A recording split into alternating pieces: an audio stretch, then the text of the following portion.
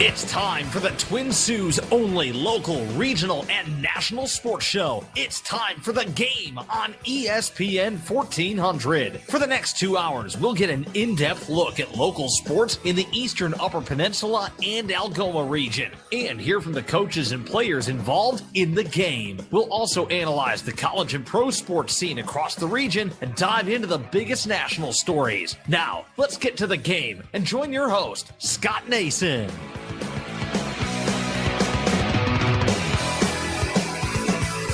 Greetings and salutations, and welcome to The Game on ESPN 1400. You can also hear our show online at thegamesportshow.com and thegamesportshow.podbean.com. As the man said, my name is Scott Nason, broadcasting from our studios here in Sault Ste. Marie, Michigan, on this Monday, December 7th, 2020. The Game, the Twin Sault's only local, regional, and national sports show, will be with you up until 8 o'clock tonight, and we have a very busy lineup coming up. Around 6:15, we'll be joined by the Commissioner of the Northern Ontario Junior Hockey League, Robert Mazuka. At 6:30, we'll be joined by co-host Butch Davis and Detroit Tigers catcher Eric Haase. And then at 6:45, Butch will continue to be with us to talk about the Metro Detroit sports scene. And in the 7 o'clock hour, we'll have our roundtable, myself, Butch, and host of the hot seat in Escanaba, Michigan, E.J. Russell. But we have lots of local sports to cover tonight. And, well, we had some big news come down just a few hours ago as the Michigan Governor Gretchen Whitmer, she extended the statewide partial shutdown because of the COVID-19 pandemic through at least December 20th, a 12-day extension of this order. And we won't get into the politics or anything like that of the order. We'll get into what matters with high school sports. High school sports, they were hoping to start up on Wednesday, the resumption of the fall sports season, which included one team in our area, the Rudyard Bulldogs volleyball team, as well as the winter sports. Well, everything's put on pause right now due to this shutdown extension. As I mentioned, the Michigan High School Athletic Association, they were attempting to complete its fall sports championships in football, volleyball, and downstate girls swimming by the end of the month. The Michigan High School Athletic Association today released a statement saying that its representative council would meet Wednesday to decide its next course of action, adding that it still hopes to conclude the football, volleyball, and girls swimming seasons with state championship events. Executive Director of the MHSAA, Mark Ewell, in a written statement today said, quote, "We realize the crisis our medical caregivers and first responders are navigating and understand the need to continue the pause. However, the MHSAA has provided a detailed plan to both Governor Whitmer and the Michigan Department of Health and Human Services that would have completed fall tournaments with no spectators as safely as possible during the month of December, along with allowing winter sports practices to resume.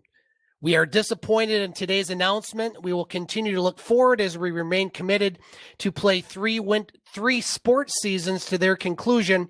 The Representative Council will meet on Wednesday of this week to chart out another plan for finishing fall and restarting winter." Again, that from MHSAA Executive Director Mark Ewell, and he will be our guest next Monday night on our next edition of The Game. He was trying to get on tonight, but his schedule was pretty hectic, as you can imagine. But he will be on our show next week to talk more about this. Football is in their regional round of postseason, while the volleyball, they are in their quarterfinal rounds.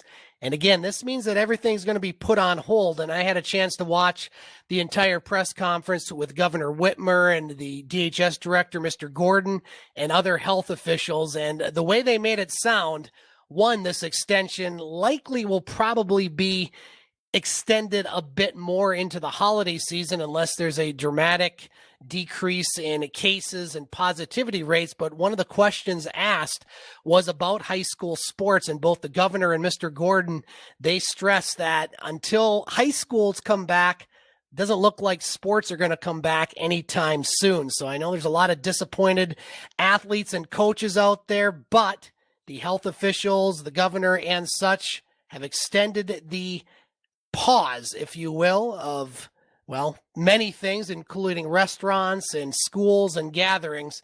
And until these numbers go down, doesn't look like that's going to change anytime soon. Well, we did have some teams in action, not a lot of teams in action right now, but there are some, including the Lake Superior State University Lakers, who played a pair of games at the Taffy-Able Arena, non-conference games against Alabama-Huntsville. On Saturday, the Lakers skated to a 2-2 tie against the Chargers. Lakers would get goals in the first period from Miroslav Mucha and Chase Gamlin before Alabama-Huntsville would tie it at 2. The Lakers would win the shootout. It goes on the record books as a tie, but they did win the shootout as Mitchell Oliver and Ashton Calder both scored in the second round of the shootout for the Lakers, who remain unbeaten into Sunday's game, and, well, they stayed unbeaten with a record of 4-0-2 in December as the Lakers knocked off Alabama-Huntsville on Sunday by the score of 3-2. Yuki Mura, Ashton Calder, and Brendan Purcelli all scored for the Lakers as the Chargers played the Lakers tough. The Lakers have had a lot of close games here early in the season, but they've had a lot of success, and I think success for any team right now is just being able to play and not having any COVID-19 positive cases. The Lakers have done a very good job on both fronts, and they will take the rest of December off. They are scheduled to resume play January 1st and 2nd as they will take on Alaska. Hopefully those games will be able to go. And if they are, you can hear them on our sister station, 99.5 Yes FM, with Bill Crawford and Matt Pocket. Well, the Lakers received some honors from the WCHA for the month of November as they had 3 players named to their Players of the Month team, including forward Ashton Calder, defenseman Will Rydell, and goaltender Merrick's Mittens. One other college hockey note, Northern Michigan, they've had all sorts of COVID-related problems out in Marquette or over in Marquette, and the WCHA has canceled the non-conference series, which was scheduled to be this week, I believe, December 11th and 12th. That conference series against Minnesota State has been canceled. So again, this is an ever-changing situation in the world of sports. Lakers have done a good job to get the games in, and hopefully they will continue to get the games in. Well, one team that's been playing quite a few games, they had a few weeks off due to the pause in COVID-19, but the Soo Indians were on the road this weekend, taking on the Cleveland Barons. Split on the weekend for the Indians. Indians got a 6-3 win on Saturday as Will Boyer, Colin Goff, and Bryce Grandbois both scored 2 goals each for the Indians in their 6-3 victory. Logan Raphael, Sioux, Michigan native, earned the win in net for the visitors. And then on Sunday, it was the Barons defeating the Sioux Indians by the score of 5-2.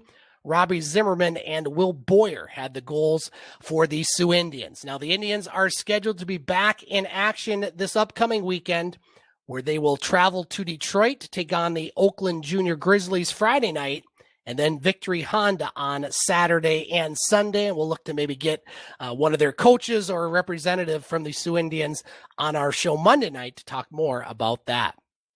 The Soo Jr. Greyhounds, well, they have had their season delayed due to COVID-19. Head coach Jamie Henderson behind the bench for the AAA squad. And, well, it's a little bit different over in Sioux, Ontario. We're going to talk more about that with NOJHL Commissioner Robert Mazuka coming up in the next segment. But this was the first action for the Soo Jr. Greyhounds. They went 2-1-1 against Sudbury.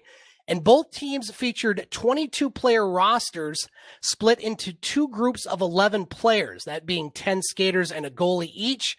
And so the 11-on-11 mini games consisted of back-to-back 22-minute periods. That's a lot of math right there, with just a 1-minute break. Rules modified with this league, the biggest change being the fact that there is no deliberate body contact.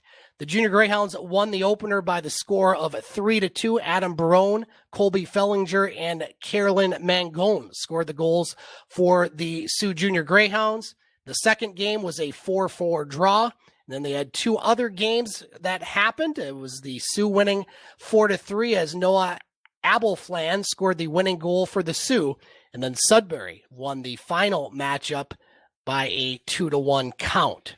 Well, we mentioned the NOJHL. They have had a pause as far as the first portion of the season. The Sioux Thunderbirds, Blind River Beavers, and of course the Sioux Eagles not in action. The Eagles not able to participate at this point in the NOJHL due to the border being closed, but they did name some players of the month of November. Hearst Lumberjacks forward Quentin Hill was named forward of the month. Carson Cox from Hearst, defenseman of the month, and Tyler Masternack, goaltender of the month for the Timmins Rock. And again, several teams have been unable to play due to COVID-19 and health regulations, I should say, in the areas, Kirkland Lake, Powassan, a couple that come to mind. And we'll talk more about that with Commissioner Robert Mazuka coming up here in a few minutes. Well, the EUP was very well represented on their 8-player all-region football team. And in Division I, all-region players included 3 from Pickford, senior Eric Haase on the offensive line and defensive line, and senior Micah Bailey at running back and linebacker, and senior Dominic Bonney at defensive back. Cedarville in Division II had senior Grant Fountain named to the all-region team at running back, and at linebacker, senior Mitchell Fairchild received all-region for Division II. Rounding out the all-region honorees in Division II from the EUP, Rudyard Jr. quarterback E.J. Suggett, and senior Louis Mayer at receiver, and Engadine senior Nick Nance on the offensive line. Well, Finlandia, their new conference, which is called, I should say, the Coast to Coast Athletic Conference, they have announced the cancellation of all conference scheduled competitions, including a conference championship for the fall 2020 and winter 2020-21 seasons as a result of the continued impact of COVID-19. So we have seen some leagues that have totally shut down. For Laker athletics, the GLIAC for men's and women's basketball and volleyball. Now, they are scheduled to begin early in 2021, but again, that all depends on how these health regulations, COVID-19 numbers, state mandates, pauses, whatever you want to call it.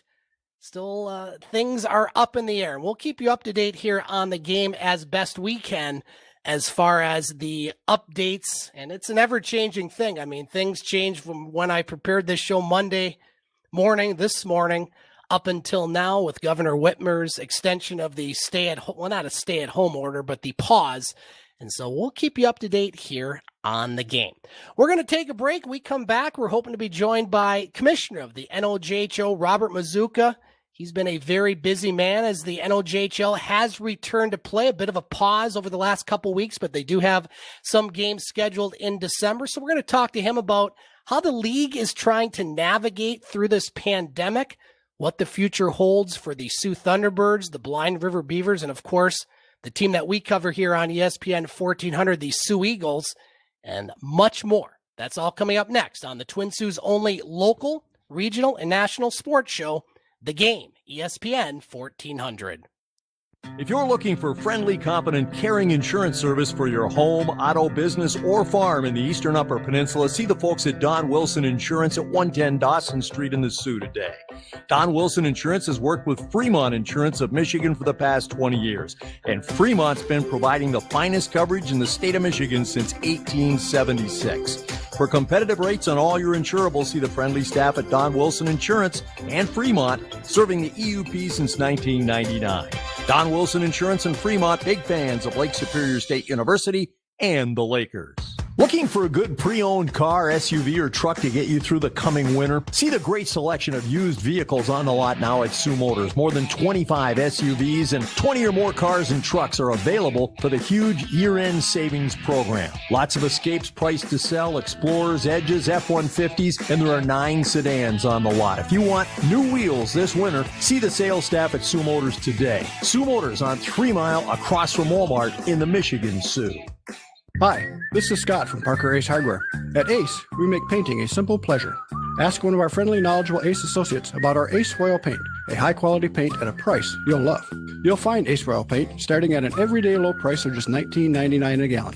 It's another reason why, from a simple start to a fabulous finish, Parker Ace can help make your next painting project perfect. Parker Ace, the helpful place. Stop by Parker Ace Hardware. We're looking forward to serving you real soon. Stop by Parker Ace Hardware at 819 Ashman, downtown Soo, Michigan.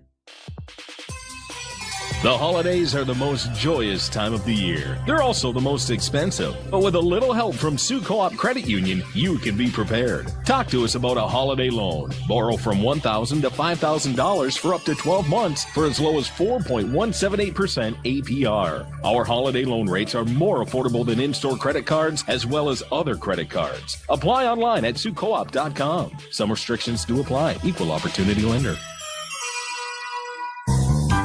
Just because another mandate has come down from Lansing doesn't mean you still can't enjoy your favorite food and drinks from Soo Brewing Company. Open every day, offering carryout. During the present mandate, we're offering $2 off growler fills, so treat yourself to a Laker Gold, Maggie's Irish Red, or 13 IPA. Now on the corner of Ashman Street and Portage Avenue, your town, your beer, Soo Brewing Company. Since 1916, a lot of independent agents have recommended auto owners insurance, and a lot of parents have taken that recommendation to heart. So have a lot of their children, and grandchildren, and great-grandchildren.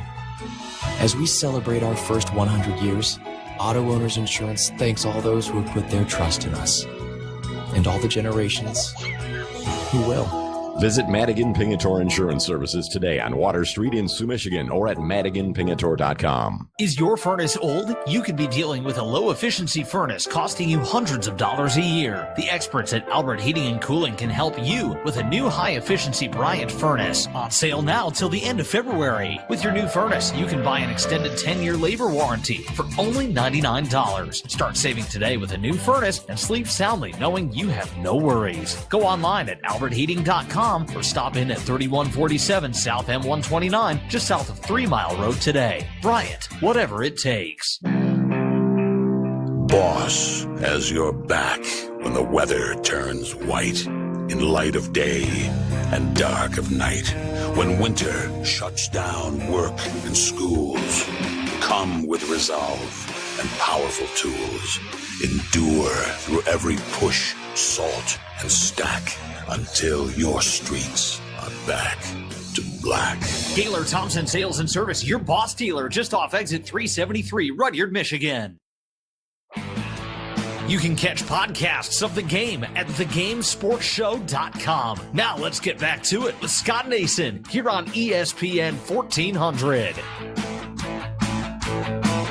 Welcome back to the game on ESPN 1400. You can also hear this show and our family of shows in several places. You can go to the mothership website, thegamesportshow.com. You can also go to the Podbean site. That's where you get the most up-to-date broadcast, especially of this show. We post this show around 8:30 on Monday nights. You can find it at thegamesportshow.podbean.com. You can also go to Facebook and Instagram. Just look up The Game Sports Show. You can also find us on Apple Podcasts, Podtail, Spotify, pretty much anywhere. You just type in The Game Sports Show. You can find our family of shows, including this one, Monday nights on ESPN 1400. You can also find our shows from Soo, Ontario with our good friend David McCaig Jr. He does shows, all sorts of shows and special uploads on that site. Our next guest, Butch on Sports, Butch Davis, you can find his show on that site. And then our newest show, The Hot Seat, Escanaba, Michigan, with E.J. Russell and Tyler Willett. He does those shows on Thursday. And you can hear podcasts of Coach's Corner over on 1230 WSOL with our good friend Dave Watson, along with selected Soo Eagles and Soo High broadcasts, all at thegamesportshow.com. Well, we were scheduled to be joined by NLJHL Commissioner Robert Mazuka, but doesn't look like the commissioner is available right now. Things are very busy, things ever changing. So we'll give him a pass on that one. We'll reach out and see if we can get the commissioner on again. But as I mentioned earlier, the NLJHL pausing, if you will, for the second round of the regular season. And while it's been a challenge just to get the season underway in the NOJHL, as I mentioned before, the Sioux Eagles unable to participate as of this date due to the U.S.-Canada border closure.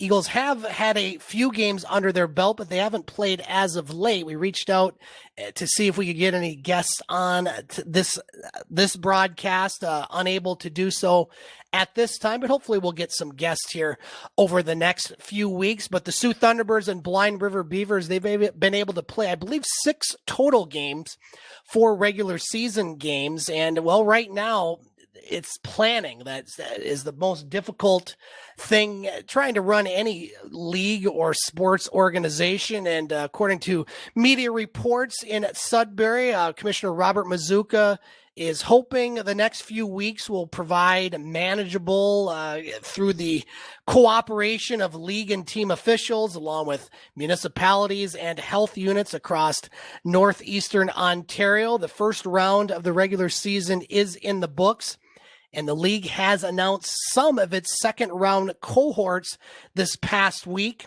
They announced a 6-game set between the Hearst Lumberjacks and the Timmins Rock. Kirkland Lake, they sat out the opening round due to COVID restrictions, and they were set to announce some dates for their own series against the Cochrane Crunch, but they are awaiting the go-ahead from public health officials. Other clubs in the league, including Rayside Belfort, they are still waiting permission from various health units to join the new cohorts as of last week. And right now, only the Powassan Voodoos, they are sure to sit out the next round of games in the NOJHL due to local restrictions that prevented their participation in round 1. Mazuka was talking to the Sudbury Star this past weekend, and he is saying with all the procedures, return to play protocols, standing from afar, he thinks everything has gone pretty well with the first set of games. According to Mazuka, quote, "I thought the games themselves were very competitive, and they became more and more competitive as teams played each other more. It's a big change. I think everyone realizes it was a huge change with the modified rules in place, a big adjustment for the coaches, the players, and the officials." But according to Mazuka, he thinks that they have adjusted very well. Live attendance at games so far in the NOJHL has been limited, with just 50 allowed in some arenas. Some arenas have even allowed less. And according to Mazuka, the online streaming of games is up by over 300% on Hockey TV, so fans are still able to watch the game. The league will continue to operate under modified rules, which will include a ban on body checking, along with rules curtailing post-whistle scrums, goal celebrations, and other behavior that may lead to prolonged contact. And all players are required to wear a full bubble-style face shield. According to Mazuka, those changes have not done much to affect the quality of play and hasn't slowed the pace of action. Mazuka says it has been fast, it has been quick, and I think we're seeing more skill. Keep in mind that higher individual skill levels, you're seeing it more because there is no body contact, but you're seeing a lot more skill, you're seeing a lot more speed, and it's pretty decent competitive hockey. Again, according to NOJHL Commissioner Robert Mazuka, you would expect maybe the goal scoring to increase, but that hasn't been the case. As right now, 9 goalies in the NOJHL have maintained goals against averages below 4.00. And so, all things considered, a lot of these games were exhibition game, and it's certainly, it's different hockey. It's not the hockey being played by the Soo Indians or the Lake Superior State University Lakers, which looks pretty much like a game, except there's no fans, as we've seen, or heard, I should say, at the Taffy Abel Arena. The league did have a scare early in the first round when a trio of players from Blind River displayed a number of COVID-related symptoms, prompting the pause of their series against the Sioux Thunderbirds, but all 3 of those players tested negative for COVID-19, and their team was quickly cleared to resume activities. Now, the second round, which will start in December and January, will pose challenges and has already done well. As we mentioned, Kirkland Lakes is returning. Powassan still unable to host games, so another team is going to have to sit out. And as of this weekend, that team has not been made. But according to Mazuka, you plan for a month, but really it's 1 day at a time. So still lots of questions to be answered in the NOJHL as far as their return to play. And of course, the Sioux Eagles, they're the ones that are really in a bad spot with the border closure. Canadian Premier Justin Trudeau last week made a comment, a media report saying that until COVID cases decrease, especially here in the United States, we had over 1 million cases in 5 days here in the United States this past week. So while the Michigan numbers have flattened, I guess, to a certain point, I think we had average about 6,000 cases last week. It's something that's here, and it's something that continues to be here, and especially with the holidays. And we haven't seen the results of the Thanksgiving holiday as far as gatherings and if numbers increase, but it's here locally too. A couple individuals that I know have passed away due to COVID-19. And at the beginning of this pandemic, it was away. It was downstate. It was in New York. It's all over the country. And so sports and just humans in general are trying to figure out this pandemic and the best way forward. And as I said, we'll keep you updated here on the game. Well, we still got a busy show coming up here. We're hopefully going to be joined by a member of the Detroit Tigers, Eric Haase, will be joining us. He coming over from the Cleveland Indians, a native of, I believe, Livonia, Michigan. He's been in the minor leagues for many years, but now a member of the 40-man roster for the Detroit Tigers. And we've done some reach out to some of the organizations in Detroit. A special thanks to Butch Davis from Butch on Sports to make some of these events possible, as we're hoping to get more guests, not only from the Detroit Tigers, but also the Detroit Red Wings and the Detroit Pistons, who have all expressed interest. And so we want to continue to give our listeners here in the EUP, we know we got a lot of Tiger fans, Piston fans, Red Wings fans, yes, even Lions fans. We'll talk more about that with Butch. The Lions, hey, they got a win yesterday against the Chicago Bears, but we're also reaching out to some of the universities across the state, Michigan State and Michigan, trying to get guests lined up, including Jim Harbaugh and Tom Izzo. Little tough to get through the cracks here. We're a little station in northern Michigan, and those guys have plenty of media obligations, but we'll keep trying here as we end 2020 and head into 2021. We're going to take a break here on the game. We come back, we're hoping to talk Detroit Tigers baseball. Coming up next on the Twin Sault's only local, regional, and national sports show, The Game, ESPN 1400. While our dining room is closed, the Wicked Sister is still open for delivery and carryout. You can still order any of our crave-worthy burgers and construction dip, but now you can also order any of our beer, wine, and signature cocktails to go. Call 906-259-1086 or visit our website, wickedsistersoo.com, to order. The Wicked's phone number again, 906-259-1086. MNC Water Systems has a solution for all your water needs. Want clean, fresh drinking water? MNC Water Systems proudly distributes Norway Springs artesian water, bottled right here in the Upper Peninsula. Cooler rental and bottled water delivery for your home and office are available. MNC Water Systems is offering contactless delivery right to your door, as well as curbside pickup. Call Mo at MNC Water Systems today at 906-647-7307, serving the Eastern UP for over 25 years. O'Connor's Chrysler Dodge Truck and Jeep in Pickford is your full-service dealership, servicing Pickford and the surrounding areas with pride for more than 50 years. O'Connor's top-notch body shop includes a state-of-the-art frame straightener. O'Connor's is also a proud supporter of community events. Its sales team has the experience to know which model is right for each customer. And with financing available to back your purchase, you can drive away today in your dream vehicle. Local people, local pride. Stop in today on M129 at O'Connor's.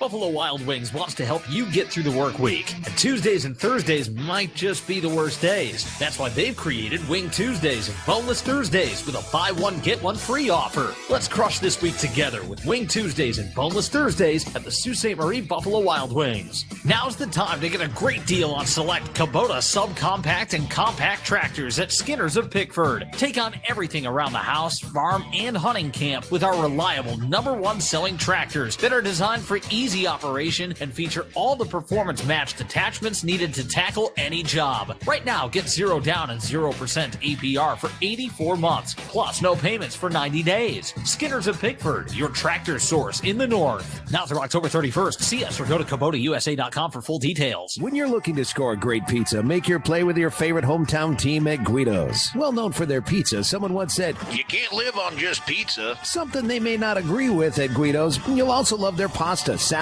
breads, and of course, their Guido-tizers. Make a power play and order online at GuidosPizzaSoo.com. And while you're there, look for their college student special coupon and save 15% on one regularly priced menu item. Guido's Pizza, 2673 Ashman. Call 906-635-0066. When you shop locally, you're helping the local economy.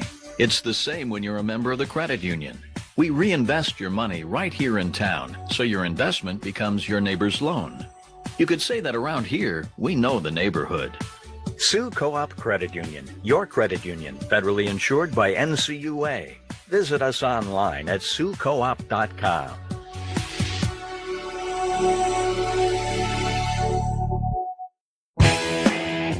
Let's get back to the Twin Sault's only local, regional, and national sports show. Let's get back to the game on ESPN 1400. Welcome back to the game on ESPN 1400. You can also hear our show online at thegamesportshow.com. Scott Nason with you on this Monday night. We are joined by co-host and host of Butch on Sports. A little early tonight, Butch Davis. Butch, how you doing on this Monday night, sir? Doing all right, Scott. How yourself?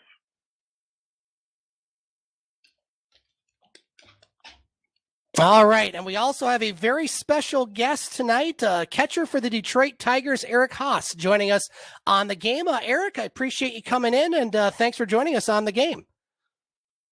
Yeah, thank you guys for having me. Eric, the first question I have for you is a question I ask all our guests here during this pandemic, and it's a personal question. Before we get to the baseball stuff and your stint with the Detroit Tigers, how are you and your family holding up? We're good. I have a couple of young kids. Fortunately, they haven't been really affected by it too much. My son started off school, but he's been doing the whole Zoom thing now, so it's been a little adjustment for my wife and I. But at the same time, we're just kind of trucking along like everybody else. That's good to hear. Butch, you have a question for Eric Haase.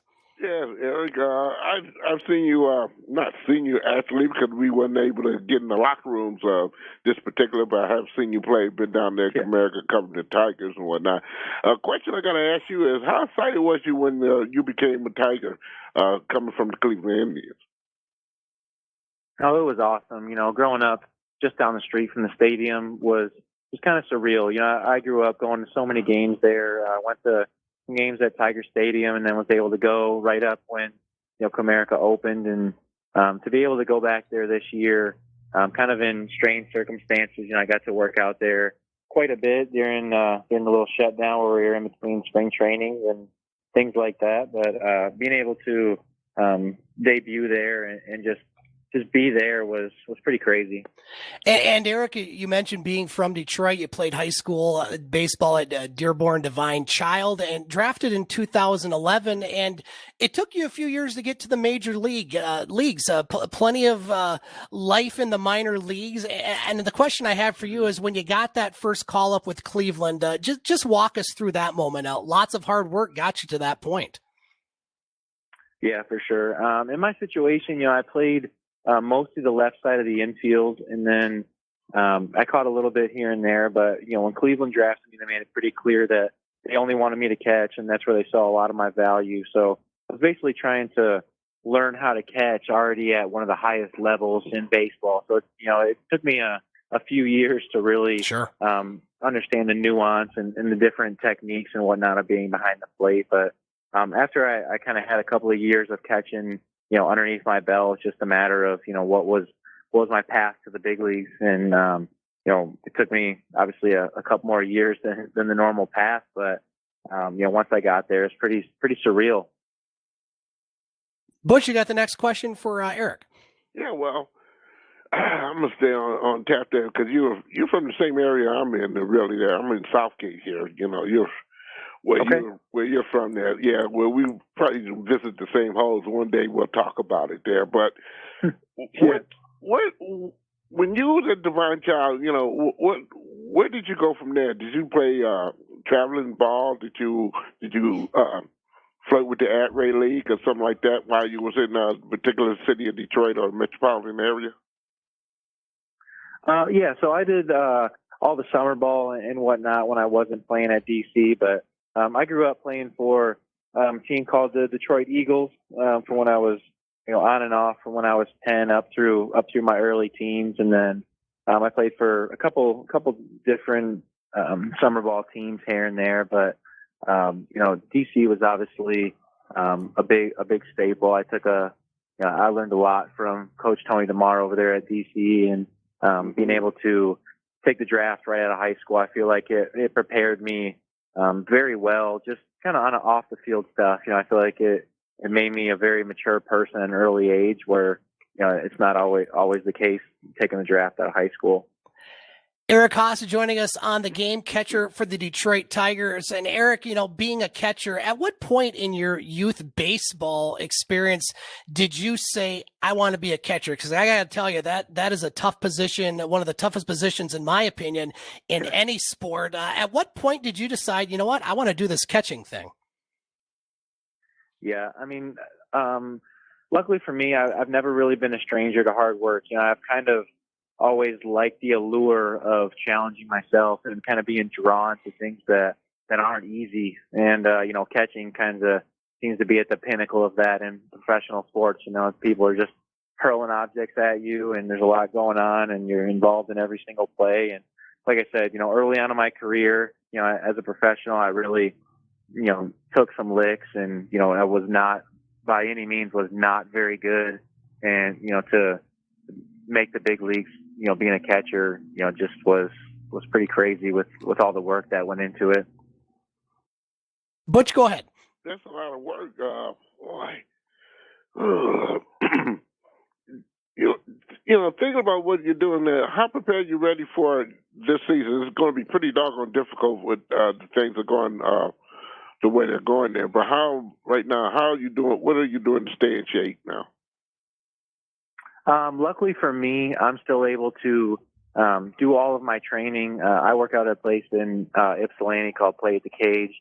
It's closed to the public right now, so the teams can't be doing their practices and stuff, but it's still open for individual lessons, like with all the new state guidelines and everything. But thankfully for me, I've been doing all my work up here for the last 6-7 years, and I do all my lifting and baseball stuff up here, so I can get up here early before the high school and college guys start trickling in from their classes and things like that. And I'm able to do pretty much everything that I would do in a normal season. So I've been, extremely lucky and blessed to be able to have a place like this to do everything.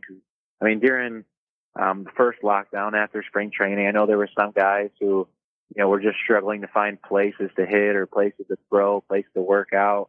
I was really fortunate enough to have this place, and I didn't really have that buffer. Eric Haase joining us on the game, catcher for the Detroit Tigers. And Eric, you have a new manager, EJ Hinch, now taking the reins for the Detroit Tigers.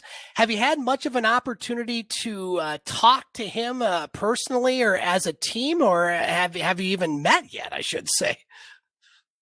I have not. I've talked to I believe our hitting coach and our new third base coach. But it's one of those things. In minor league, I've had new managers year in and year out, new hitting coaches. Kind of one of those things you learn to roll with. Fortunately for me, I've been in this situation before. It's not like I've played for one or two managers my entire time, or only had one hitting coach or whatnot. So I didn't really get to know Gardy and Mac and all those guys. I didn't have a long history with them, so it's just going to be kind of one of those things. I'll go into an open situation and, try to have those guys get to know me the best they can. Couple more questions for you, Eric, before we let you go. Butch, the floor is yours. Yeah, well, when I saw you in September there, you're a very aggressive catcher there. Where did you get that style from? I just, I take a lot of pride in just being behind the plate. Everything comes from behind the plate. The ball's going to find you every single time. So I like to just try to stay engaged as much as possible and try to get the best out of my pitchers. And I think that, the pitchers, really, they respond to that well. Just having a guy back there where win, lose, or draw, I'm going to be in their corner trying to get the best out of them. And I'm going to be fighting for them, regardless of if I'm hitting, not hitting, or anything like that. That priority has to be there going forward. And it might be, we got a lot of young arms coming up, and that's going to be, if we're a successful team in the future, that's going to be a big staple of that. So if I can hammer that home and have a hand in that, then I see a lot of value in that. Yeah, you got a gun. You were scaring the crap out of the runners on the opposite side of the team. You got a machete for an arm there. I appreciate it.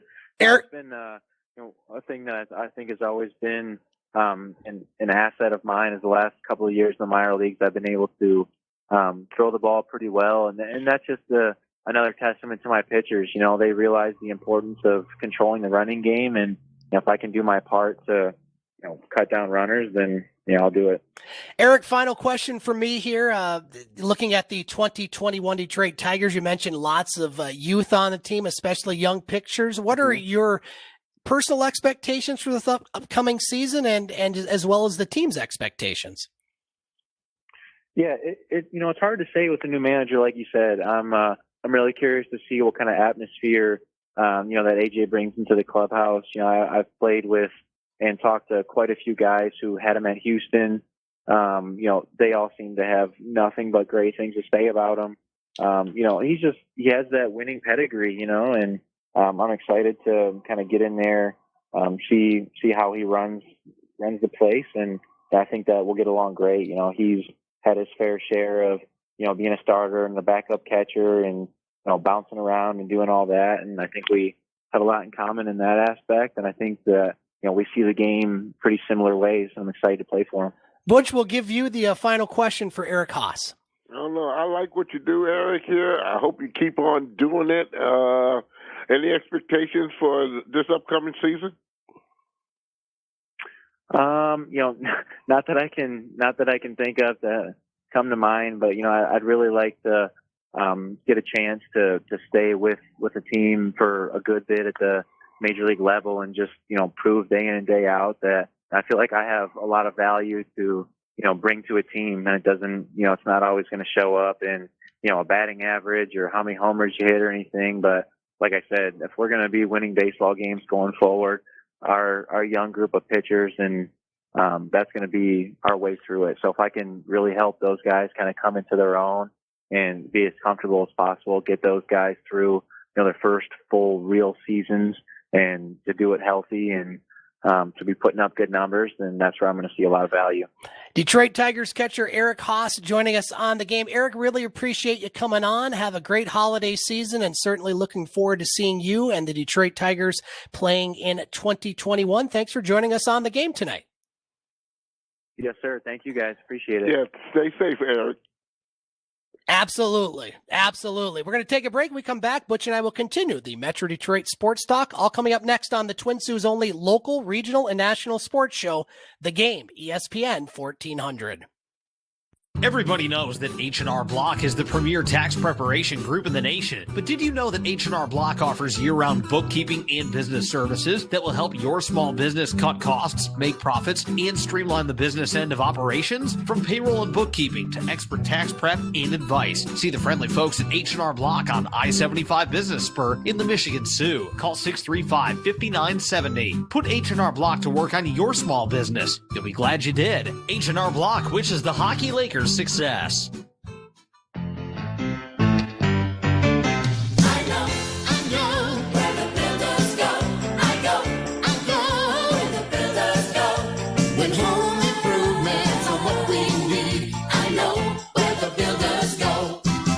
Is it time to install new windows, doors, or paneling? Perhaps you're finally going to build that new deck or addition you've been talking about, or repair the roof. Stop at Soo Builder Supply. You'll find helpful advice and quality materials that will make every job easier.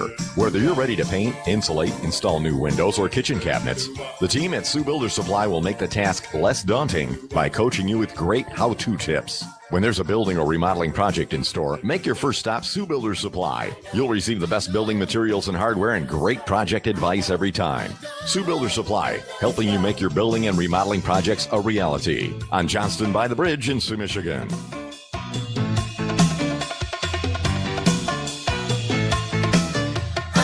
Take the stress out of your gift list with a stocked Elite Sports Center. You'll find something for just about everyone. Shop the lineup of Tubbs snowshoes, boots, base layers, outerwear, and so much more at 20% savings. Socks make the perfect stocking stuffer, and they're 20% off too. Remaining ladies' clearance clothing is an amazing 75% off. Santa's helpers are on hand, ready to help you with gifts for your favorite hunters. Shh, don't tell Rudolph. Leeds is open Tuesday through Friday from 10 to 6 and Saturday from 10 to 4 on the I-75 Business Spur in Soo, Michigan. Closed Sunday and Monday. Happy holidays from everyone at Leeds. If you're looking for friendly, competent, caring insurance service for your home, auto, business, or farm in the Eastern Upper Peninsula, see the folks at Don Wilson Insurance at 110 Dawson Street in the Soo today. Don Wilson Insurance has worked with Fremont Insurance of Michigan for the past 20 years, and Fremont's been providing the finest coverage in the state of Michigan since 1876. For competitive rates on all your insurables, see the friendly staff at Don Wilson Insurance and Fremont, serving the EUP since 1999. Don Wilson Insurance and Fremont, big fans of Lake Superior State University and the Lakers. Looking for a good pre-owned car, SUV, or truck to get you through the coming winter? See the great selection of used vehicles on the lot now at Soo Motors. More than 25 SUVs and 20 or more cars and trucks are available for the huge year-end savings program. Lots of Escapes priced to sell, Explorers, Edges, F-150s, and there are 9 sedans on the lot. If you want new wheels this winter, see the sales staff at Soo Motors today. Soo Motors on 3 Mile across from Walmart in the Michigan Soo. You can catch podcasts of the game at thegamesportshow.com. Now let's get back to it with Scott Nason here on ESPN 1400.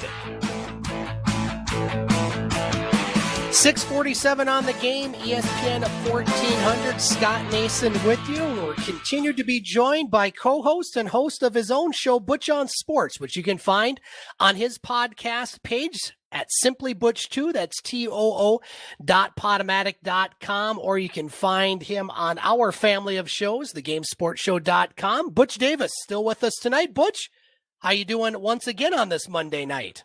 Oh, man, trying to stay warm and comfy, and boy, oh boy, you just don't know. Yeah, I do know, Butch. It's a little chilly up here. Not a lot of snow, but certainly winter is here. And appreciate you being on the interview with Detroit Tigers catcher Eric Haase. And I want to thank their PR, one of their PR personnel there for the Detroit Tigers, Carlos Guillen, for helping us out. First time I've ever interviewed a Detroit Tigers player. I thought that went pretty well.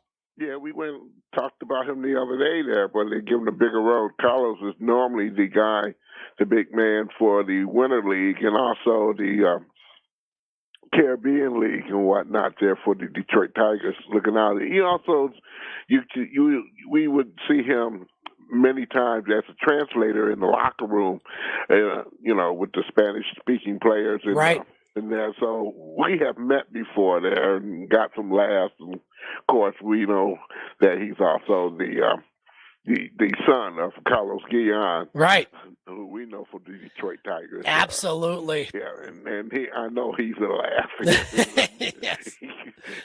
He do dirty tricks. I remember he the guy who threw champagne over me, man. Oh man, that's fantastic. But Butch, let's start with the Detroit Tigers. We'll start with them. They did make some news today. They waived right-handed reliever Anthony Castro to make room on the 40-man roster for the upcoming Rule 5 draft. The team announced on Monday.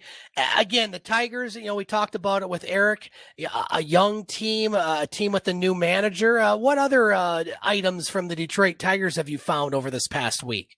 Nothing too drastic. Again, a lot of the players, such as Eric that we just talked to, are taking the time out to do their workouts in their home if they are on the 40-man active roster, knowing that they're going to go to camp on that roster is not really a push or a pull for them to go to Florida or to play in the Winter League there. So as of right now, everything is kind of quiet, keeping most of the majority of the players at bay, as I was talking to Ben Freeman a couple of days ago there. And basically right now, that's what they're doing right now. They're just keeping everything at ease until the moment that hopefully things clear up where they're able to work out together as a team or whatnot. But everything right now it's pretty scratchy right now. Butch, the breaking news of this afternoon has to do with high school sports. Governor Gretchen Whitmer and crew were on TV this afternoon extending the statewide partial shutdown to December 20th. This will include high school sports. Mark Ewell, executive director of the MHSAA, who will be on our show next week. Certainly would like to have you a part of that interview as well, Butch. That'll be a riot. Right. Yeah. And he came out today with a written statement saying that the high school association has provided a detailed plan to the governor and DHS. They're disappointed with today's announcement. They're going to work on Wednesday to try to get something planned out for December 20th. But, watching that press conference, Butch, I mentioned that earlier, it didn't give the appearance that high school sports were anywhere close to resuming because high school classes haven't even resumed.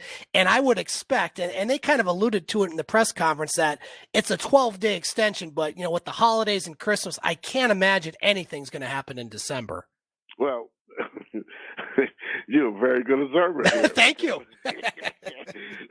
Because I got it worse here right now. To be truthful and honest about this whole situation there, I guess the question with the MHSAA is, should we play or be an urgency to get all this done there? Right. And the answer is probably they would only know, but right now all indications is the health department and also Governor Whitmer, who basically right now we're knowing hospitals are getting filled up. We've heard all the news and the main thing they gave at the press conference was none of the numbers from Thanksgiving had arose. Right. There. And we know those laws are being broken, to a certain extent, if you didn't, or families didn't do or take part in taking heed to the messages from the governor and the health department. So right now, if they don't play to the spring, I'll be very happy because I don't want to see something come out of this where basically everyone's at rush to do this or do that, and it's not safe to do it. I mean, I can understand the professional group with that there, but not high schools where we're responsible for them. And I think they'll understand when their health and safety is put first and not, the pomp and circumstance or who's watching me or I'm going to lose something out there. And you're seeing more and more coaches kind of come to that same conclusion, Butch. A couple I saw today, Ron Bellamy, he coached West Bloomfield, talking about, maybe they should just call it a season. If the health department doesn't deem it safe enough, we live with that. It's not the end of the world. Other schools, Detroit Cass Tech, one of their coaches also was talking about that. And I think you're seeing that more and more. While everybody wants a return to normalcy, I think that's a unanimous sentiment across not just sports, but just the world in general. We're seeing cases, over 1 million cases in 5 days in the United States. And, if it's not safe and people aren't abiding by the rules, and yes, there is some validity to, the sports in the fall season, they've been pretty much okay. Mark Ewell will say, 94, 95% of the matches went on, but it's still that 5-6%. And with things as they are right now, until the vaccine is readily available, this is something that I think we're just going to have to see, and unfortunately just going to have to live with. Well, I'm sorry, it's not going to be readily available here. No, it's not. If you read between the lines, the general public may not see that until maybe at best summer and early fall. if they're talking what they're talking, because again, nothing's settled in the United States. Only Britain has, went to bat and say, hey, look, let's get this going right now here with what they have to work with Pfizer. However, and Coach Ellington here at Bellevue has said the same thing, interacting with coaches from West Bloomfield, that, and this is a coach who did catch COVID, right, on the 9th game of the season there, and he took it pretty doggone bad. He's just now getting on his feet, but again, at caution and whatever it may be, he can't go on the field anymore to coach these kids and whatnot, there being that where he has been, and he's not 110%. So there's a lot of things that you have to work with here right now. Hopefully the right move is made. The 2-week extension is, I guess, is a push or pull, right, from what we're going to be looking forward to. Because again, the numbers from Thanksgiving has not came in yet there, and hopefully it's for the better. That whatever is done for, mankind in general, not for the dollar bill. Butch, we got a little extra time to talk about these items because E.J. Russell won't be joining us tonight. He's stuck at work trying to sell cars, so you know how that goes. So I just wanted to continue. Not me. I never sold a car in my life here. I don't think he has either, to be quite honest. But he still works there and still getting paid. But he should get a day shift, huh? Right, exactly. Well, trying to figure out what the MHSAA is going to do, and they have to, come up with a plan.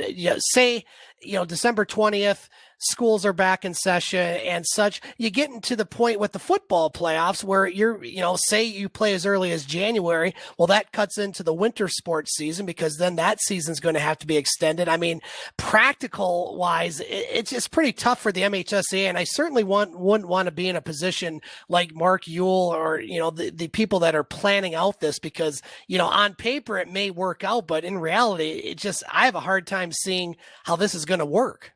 No, this is not going to be forecast for doggone here. It's going to be something right now that they got to be 110% certain that things, when they do set it up, it goes true to form and not where they go, get on these bumps and curves. Because again, we got 3 more weeks of football there. Right. And then you have these championships and whatnot in volleyball and other sports that have not been played either, which are, by the way, played indoors. Exactly. Now, you can empty the gym on out there, but there's no guarantee that maybe a coach or a player or even down to an official or the people who are setting the place up are not 110%.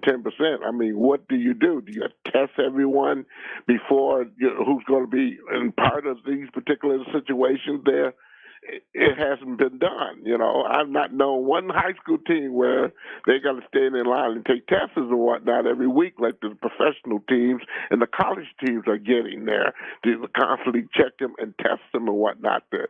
That's not happening in high school sports, at least to my knowledge right now there. So that's what you got to gauge there. They don't have the resources to deal with that. So the only thing they have right now is the health department's word that they make the right call. So when they do start up, there is no wows and flutters in this.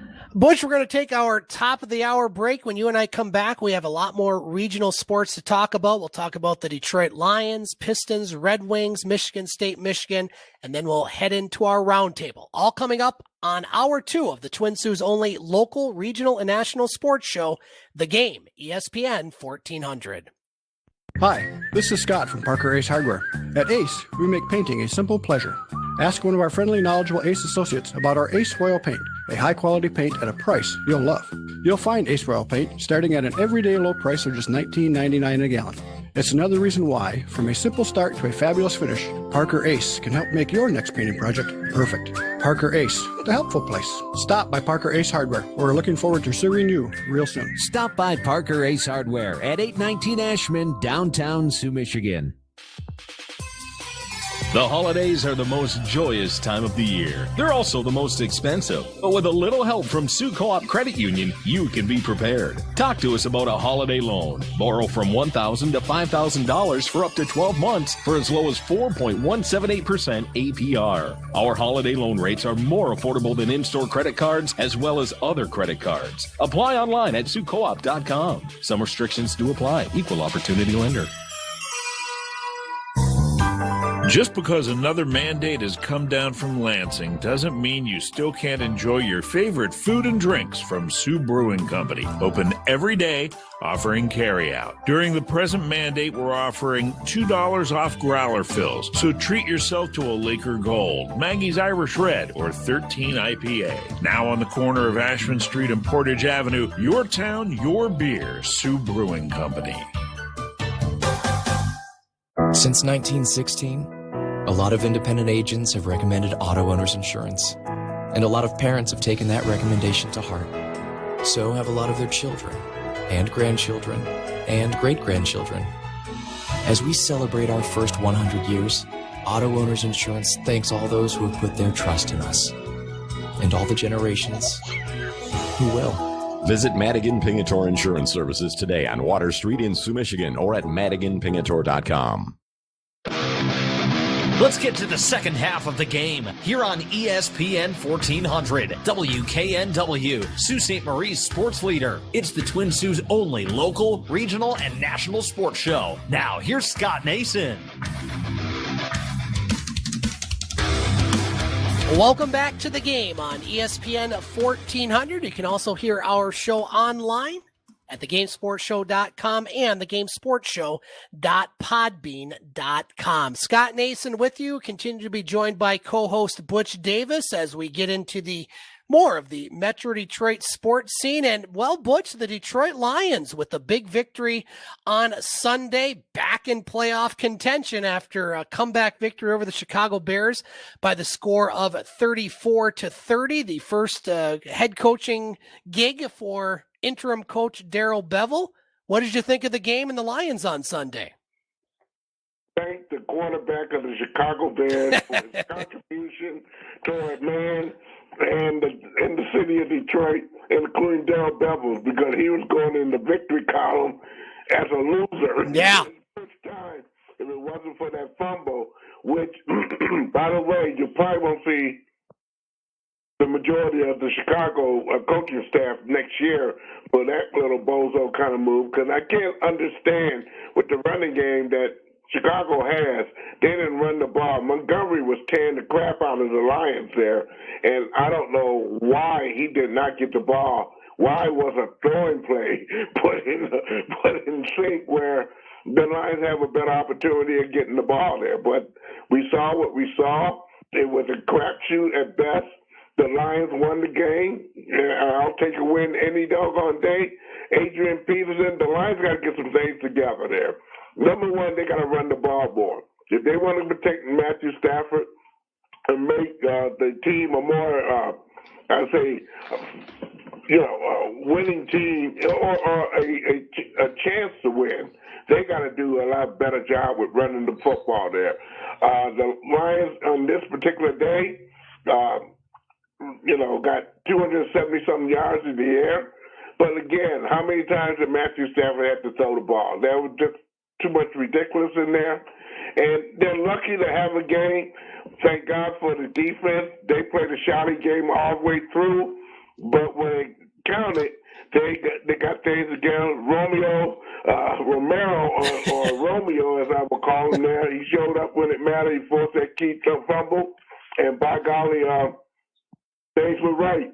And right now, Matt Patricia is, scratching his beard or something there saying what happened to me. Yeah, exactly. And I'm not going to say what Brother Quinn is looking like right now there, but again,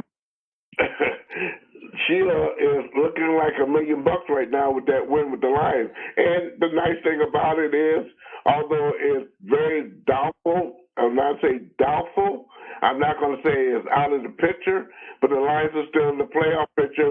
They're only one game behind.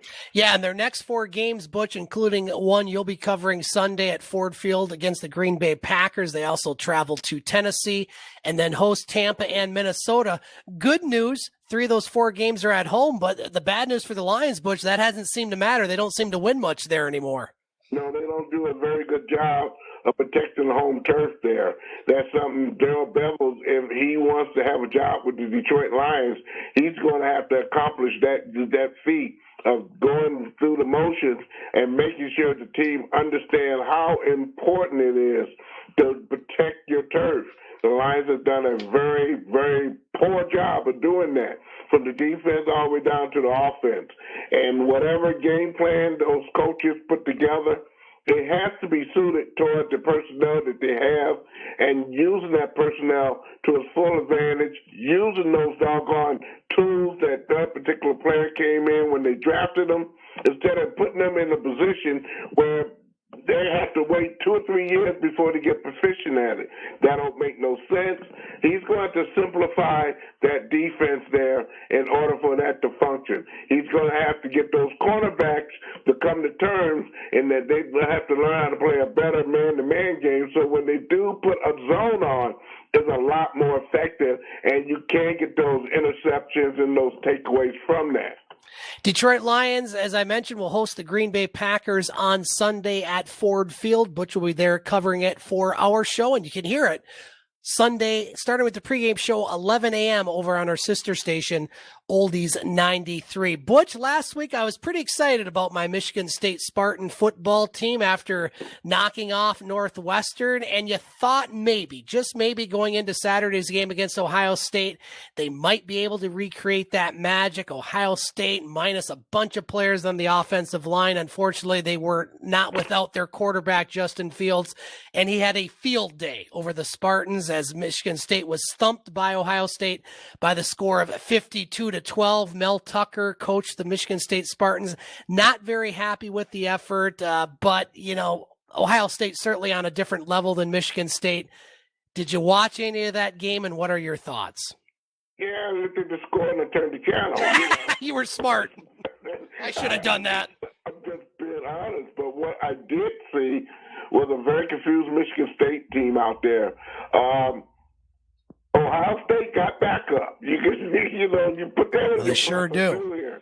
Whoever they don't have, they got people capable to come up there. And you know what? That's what good football teams do.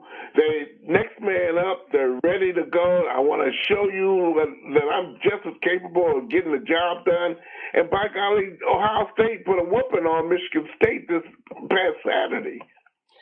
Well, looking ahead to this Saturday, Butch, Ohio State certainly wants to play Michigan. They're scheduled to play the University of Michigan at the Horseshoe at noon on Saturday. It looks like that Michigan did return to practice today, the earliest it could after pausing all in-person football activities a week ago because of COVID-19. Their game against Maryland was canceled this past weekend, and if they are able to play, it looks like they're going to have some roster issues. They have roster issues when they put together a full team. Ohio State's got to be licking their chops, but certainly for Ohio State's purpose, Butch, they want to get this game in because no game against Michigan. Then there's a big question if they play in the Big Ten championship game. Then there's another question as if they'll play in the playoffs. So this is certainly a big game for Ohio State. Michigan, do they even want to play this one? Well, here's the deal with Ohio State right now. Ohio State's more in trouble than Michigan. Right. Michigan can sit this one out and don't care. This is their last hurrah here. Ohio State, on the other hand, the qualifier for all playoffs or anything going into off-season is 6 games. If you don't have 6 games, no exception rule can be made, at least not this particular year, okay, because all that could have been done pre or before the season started, that if any team got in this particular position, they would be able to qualify for playoff ratification. In this case, for Ohio State, if they don't play Michigan or something comes up, Ohio State is in deep doo, okay? And, I mean, it's stinking right now if it comes down to them not playing.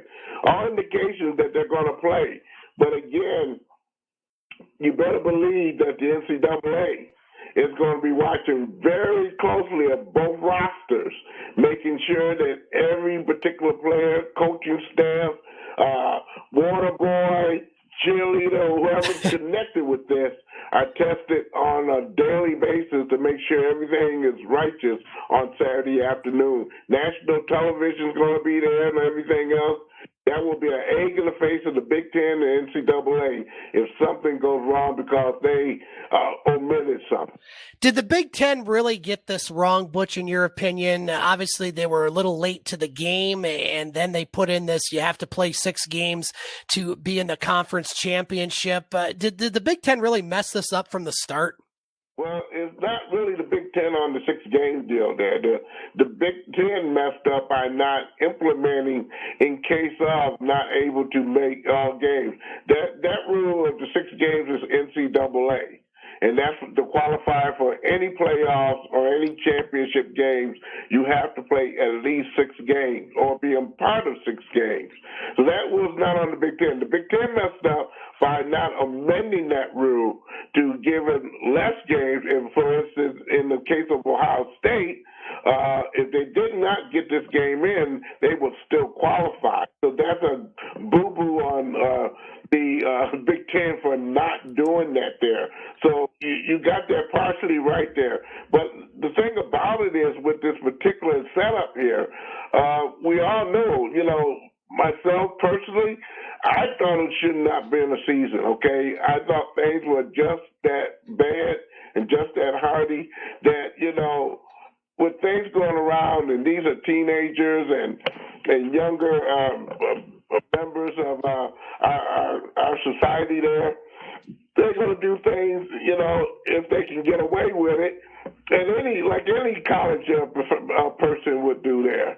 And these are kids, so you can't babysit almost everybody there. You can catch up with the babysitter, okay, down the road a piece, but if you don't have a handle on this from the get-go, things just want to go out of hand. And they did. They went out of hand in Wisconsin. They went out of hand in Maryland. They went out of hand in a lot of doggone Big Ten cities, but basically right now, cancellations were part of the norm here.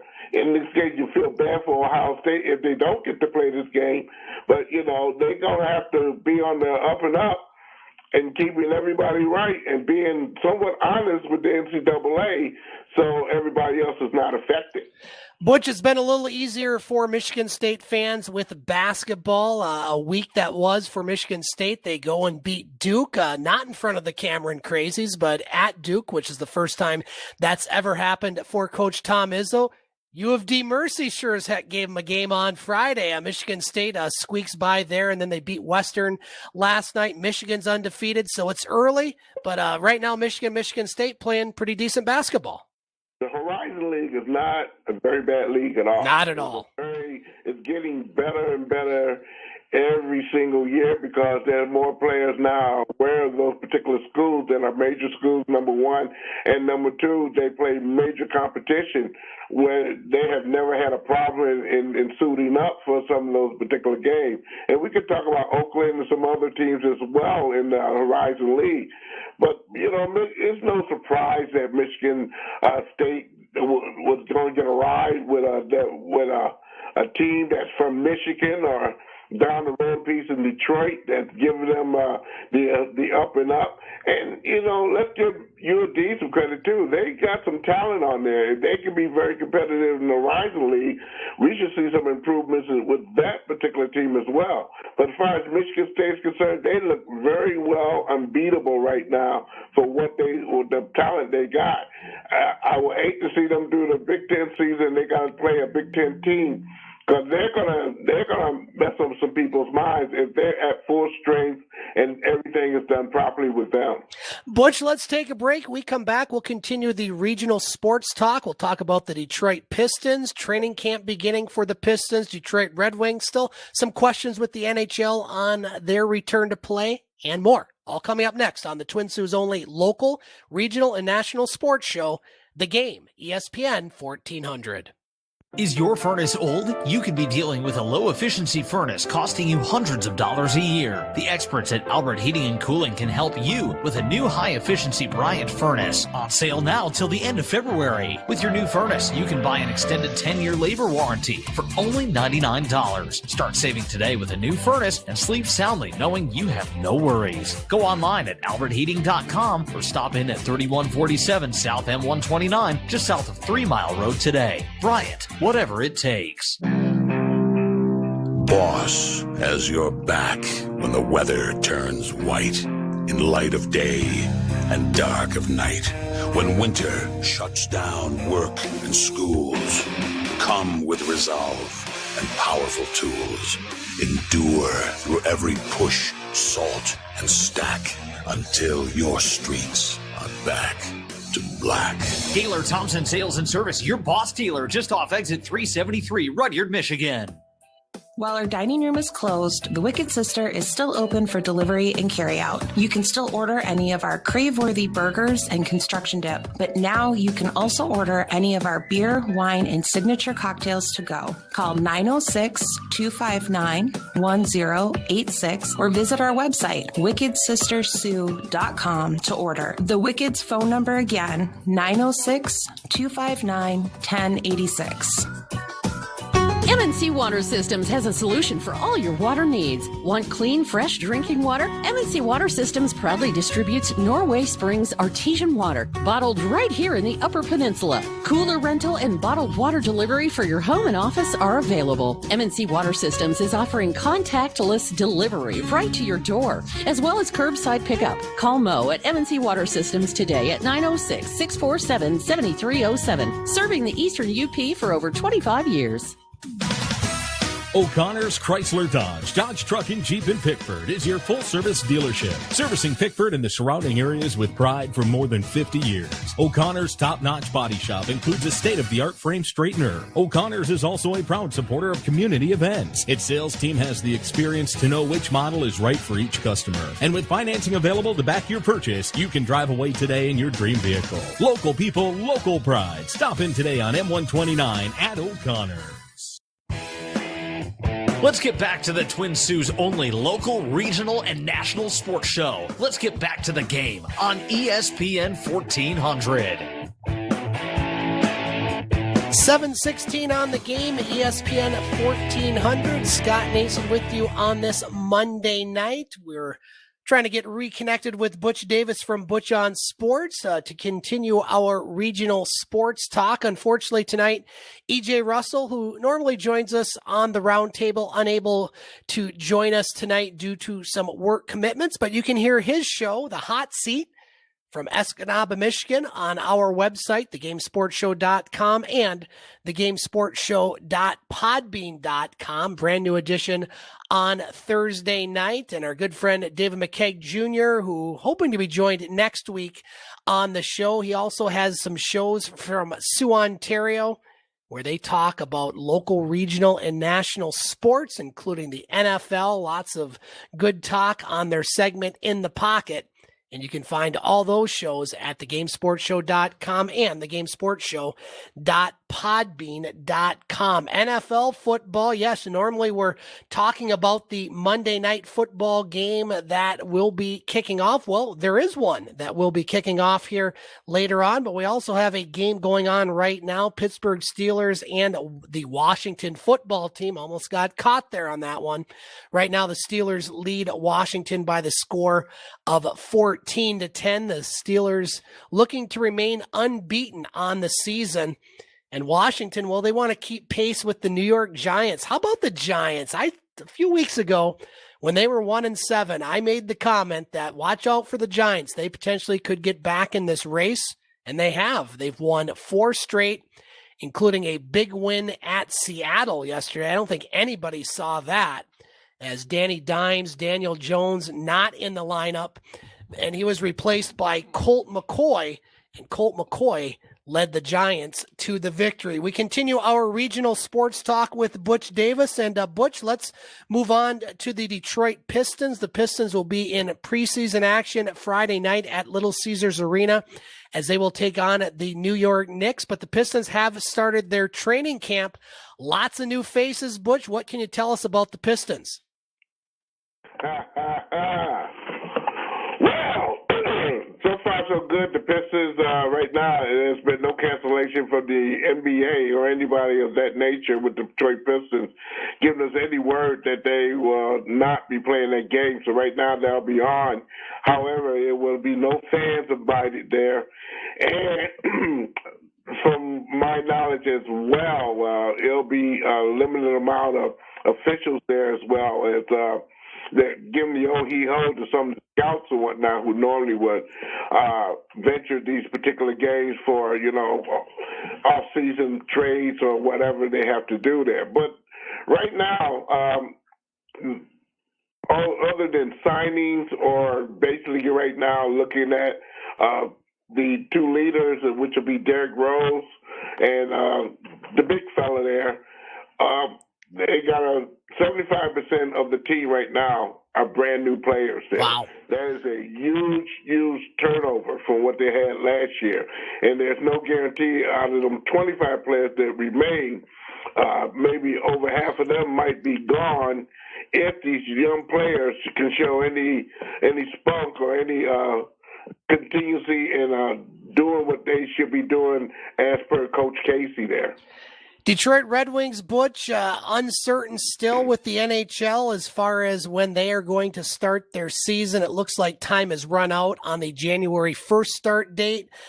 They're now focused on an agreement with players, owners, and such to possibly open up in mid-January, maybe a 52 to 56 game schedule. But there's a lot we just don't know about the NHL right now. Kind of slow to the table as far as starting their season. What can you tell us about the Detroit Red Wings and what they're doing right now? Well, what we know from the Players Association is that how safe will this be? We know also that you have Canadian players on one side of the fence and you have American teams on the other side of the fence. And right now, unless there's a central business being handled, those players are not going to be allowed to go from border to border there. They won't be able to cross. That is a huge problem for the Players Association because now you have them consisting of maybe have to play in a bubble, which would be a safe thing to do via divisions, or you have to find some other formula or maybe delaying the particular process. Now, the players do want to play, but again, when you have those restrictions in mind, you can't do too much. And right now, the players don't want to lose money, and that's right now where the big hang-up is. If they would have to somewhat an agreement already included, then the NHL goes up and puts up their plans if they do have to have a bubble in this particular situation or designate the league or changes to validate the season. But that's not going to happen. The players want more money. They feel that it should not be 60% and we get 40%.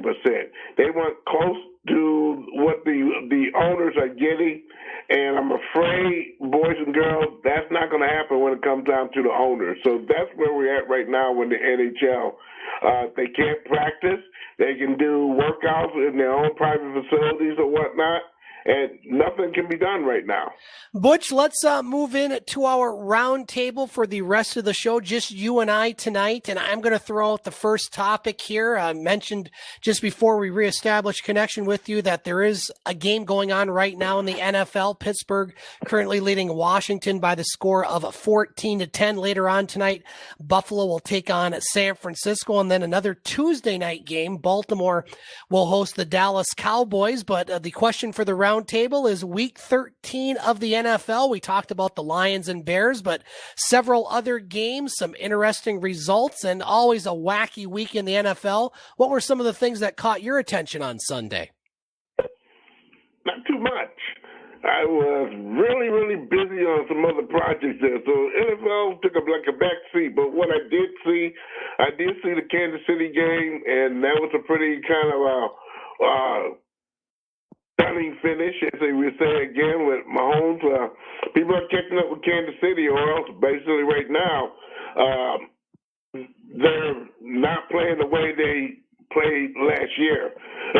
So that was a big thing. The Titans losing their game. They had a huge opportunity to do that, to put some distance and stay close, but that's not going to happen now there. Pittsburgh Steelers are playing right now, and from what I saw at last, they were playing a pretty doggone close game, but right now, the schedule the way it is, it's kind of heavily because we get to see football tomorrow.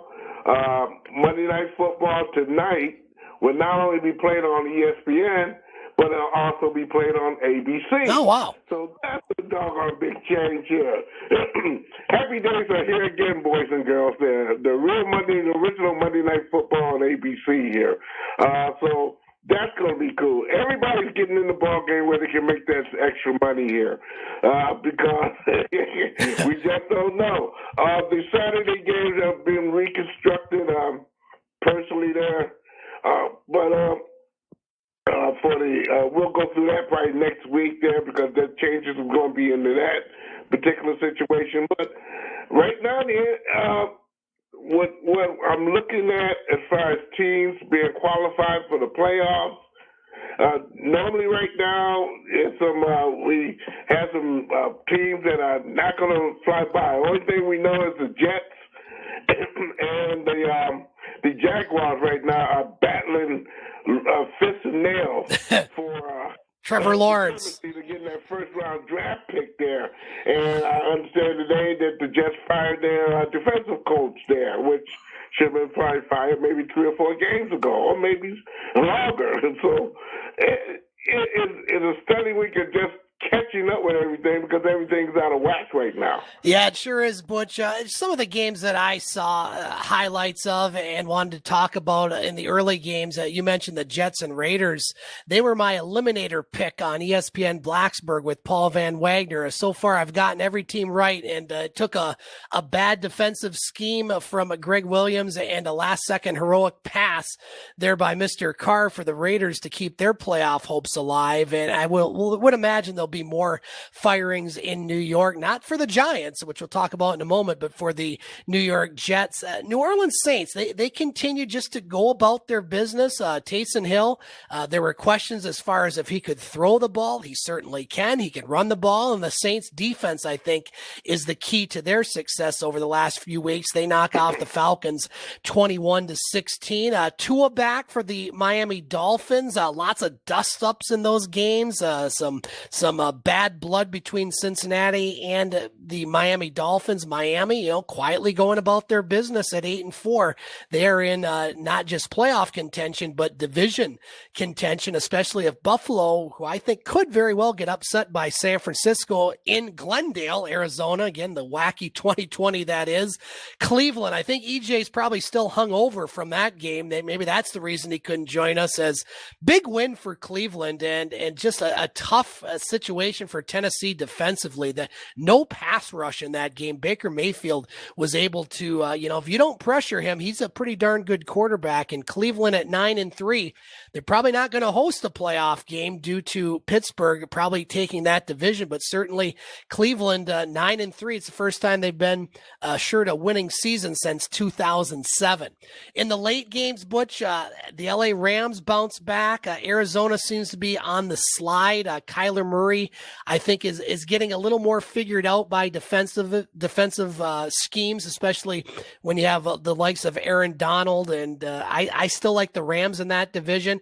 And I talked about this earlier, Butch, the New York Football Giants. When they were 1-7, I made a statement on this show, and I got a lot of chuckles, I know, from EJ, that they have the chance to win this division. Well, right now, They're in first place in the division at 5-7 as they go out to Seattle and beat the Seahawks by the score of 17-12. I don't think many people saw that one coming, especially with Colt McCoy playing at quarterback. And then a couple other games late. You mentioned the Chiefs and Broncos. The Broncos certainly put up a much better performance than they did the previous week, considering they actually had an NFL quarterback that was behind the snaps for him. But the Patriots over the Chargers, 45-0. Boy, I mean, I thought New England would win that game, but not by a 45-0 count. So Bill Belichick, he's not out of the playoffs yet. Patriots keep their playoff hopes alive.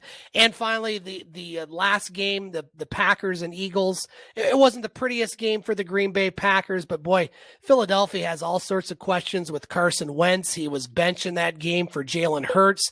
I would imagine that the Philadelphia at this point probably needs to look in another direction, but it's a wild and wacky NFL, Butch, and they're just pushing ahead. Obviously, you know, their plan, I have a hard time thinking the NFL is going to find themselves in a position that they're going to have to shut things down. Maybe they go to a playoff bubble if things continue to go wacky, but I think of all the leagues, Butch, the NFL is the one that's going to push ahead no matter what. Yeah, and really, the NFL, right now, they got a lot on the line there. The DraftKings and all these sponsors is right now paid up their money up front. You know, the NFL is going through hell and high water to keep things going there, as long as they can do it legally here, you know, because one speck of cereal will be dropped there. And, oh, boy, their Players Association is going to be really smelling this here. I just was amazed at the Giants, though. They're the hottest team in the NFL right now. To none here, and I don't see they're playing basic football. There's nothing fancy. They're running the ball great, and they're also playing great defense. Now, Colt McCoy didn't go out there and, you know, rattle the waves with throwing the ball a lot. And this is what I've been talking about, basically, that you don't have to do that. You don't have the personnel to comply by that. But if you just play great basic football and let the lines do the work, defensive, offense included in that particular statement, you got a pretty competitive football team. Right now, the Giants are competitive. Yeah, not making the big mistake as well as which Colt McCoy did not do on Sunday. Butch, we're going to take a break. We come back. You're going to throw out the next topic for our roundtable. All coming up next on the Twin Sault's only local, regional, and national sports show, The Game, ESPN 1400. Buffalo Wild Wings wants to help you get through the work week. And Tuesdays and Thursdays might just be the worst days. That's why they've created Wing Tuesdays and Boneless Thursdays with a buy one, get one free offer. Let's crush this week together with Wing Tuesdays and Boneless Thursdays at the Sault Ste. Marie Buffalo Wild Wings. Now's the time to get a great deal on select Kubota subcompact and compact tractors at Skinner's of Pickford. Take on everything around the house, farm, and hunting camp with our reliable #1 selling tractors that are designed for easy operation and feature all the performance matched attachments needed to tackle any job. Right now, get 0 down and 0% APR for 84 months, plus no payments for 90 days. Skinner's of Pickford, your tractor source in the north. Now through October 31st. See us or go to KubotaUSA.com for full details. When you're looking to score great pizza, make your play with your favorite hometown team at Guido's. Well known for their pizza, someone once said, "You can't live on just pizza." Something they may not agree with at Guido's. You'll also love their pasta, salads, breads, and of course, their Guido-tizers. Make a power play and order online at Guido'sPizzaSoo.com. And while you're there, look for their college student special coupon and save 15% on one regularly priced menu item. Guido's Pizza, 2673 Ashman. Call 906-635-0066. When you shop locally, you're helping the local economy. It's the same when you're a member of the credit union. We reinvest your money right here in town, so your investment becomes your neighbor's loan. You could say that around here, we know the neighborhood. Soo Co-op Credit Union, your credit union, federally insured by NCUA. Visit us online at SooCoop.com.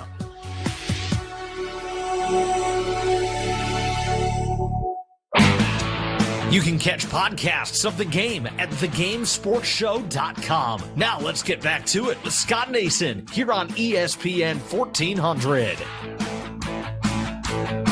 And welcome back to the game on ESPN 1400. You can also hear our show online. The podcast of tonight's episode will be made available around 8:30. Go to the website, thegamesportshow.podbean.com. Also want to thank one of our sponsors of the game, EUPnews.com. There you can find all sorts of local sports information and previews of this show. As we continue to be joined by Butch Davis from Butch on Sports on tonight's roundtable. We talked about the NFL. We've covered all sorts of local and regional sports. Butch, your turn for a topic. What's on your mind tonight in the world of sports, sir? Let's find something really crappy here that we don't care about, but it's going to happen anyway. Major League Baseball reported to tell the National League teams that they won't have no DH this year here. You think they boo-hooing all the way to the bank, or are they saying, hey, hooray, hey, we have things back to normal again? I've never been a big fan of the DH. Personally, I kind of like baseball traditional, the way it's played. I think baseball without the DH is much more strategic, but, the Major League Baseball, like you said, Butch, is trying to find a way to make things as easy as they can, for lack of a better term, for the upcoming season. Obviously, we saw Major League Baseball push through for the most part during the last season. Things went okay. They certainly got off to a rocky start, but I would be okay with just getting rid of the DH personally and having the pitchers hit. I know that won't make a lot of American League teams very happy, but great topic. What are your thoughts? Not too many. I feel just like you do. I don't like the designated hitter at all because it takes a lot of elements out the game that once was, okay? And I guess it makes sense in the American League that they continue to have the DH rule in the play. If you're an American League manager, you'll love it. I'm betting 10-1 to a dozen of donuts. A lot of players in the National League loved it last year. Right. Doing it particularly because it prolongs a lot of many player.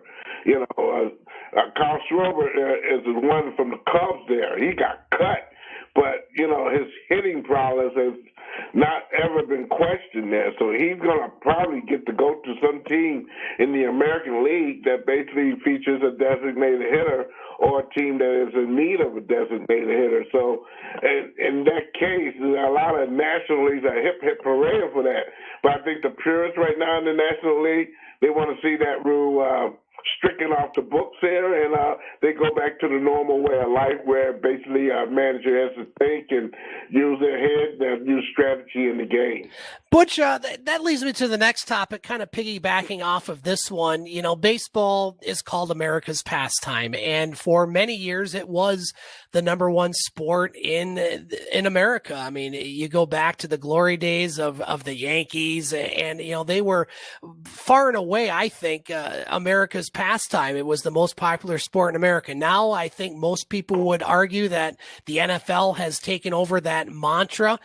Do you think there's any way Major League Baseball can get back to that pinnacle of being, the sport in the United States, or has the NFL just ran roughshod over everybody else? And do you ever see them falling out of that position?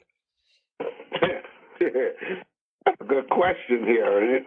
Just thought of it. I don't know one way to answer that. The Major League Baseball did it to themselves. I say that because the Major League Baseball system had always what you call the rule where their draft choices, you can have 47 rounds of draft choices in a single weekend and whatnot, where you got many kids from each team, which is over 30 teams, have an opportunity to work their way up to play Major League Baseball. Their interest in America is not there anymore. Basically, in football and basketball, those particular sports, if you show any skill in high school or whatever it may be and get from college, or maybe get to a good team when you're young where they give you maybe 2 good years of plowing around and whatnot there, and I'm talking about the NBA in particular, because you can go to Europe and play basketball and still have some opportunities to get drafted into the major league and whatnot. And I just think right now Major League Baseball has an opportunity and an obligation to start investing in those cities that they have baseball teams in. Those junior leagues, those major leagues. We talked to Eric Haase tonight there. Basically, when we asked him the question of how did he get to where he is and whatnot, well, those are the steps that I took when I was playing baseball and whatnot. Those same particular steps. And believe it or not, the teams like the Detroit Tigers had more interest in particular teams of that magnitude because they got out locally to watch those kids play. Major League Baseball they spend a lot of time in the Caribbean. They spend a lot of time in other places that basically right now they got to build a system in place, and they're not doing anything in the inner cities. Once they fix that, where you find interest in kids again, girls and boys alike now, okay, where it once was, okay, when they filled up a stadium, and you find maybe a good 65 to 70% of the people on that day was children in the seats, okay, then things would get a lot better and their interest climb.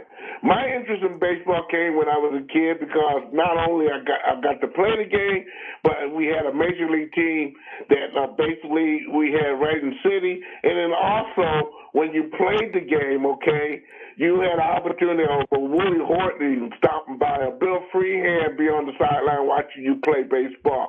One of the managers or scouts be looking at you. You don't know they're there until the game is over and they come and shake your hand. That doesn't happen anymore with these leagues around here, okay?